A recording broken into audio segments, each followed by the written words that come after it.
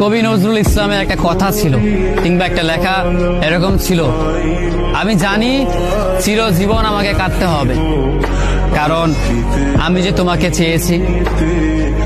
আসলেই আমি যে তাকে চেয়েছি এই জন্য আমাকে সারা জীবন কাঁদতে হবে, কারণ আমি তাকে কোনোদিন পাবো না, আর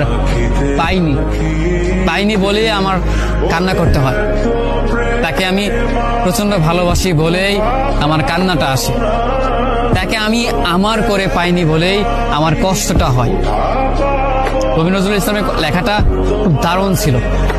আসলেই তাকে পাইনি বলে আমাকে সারা জীবন কান্না করতে হবে।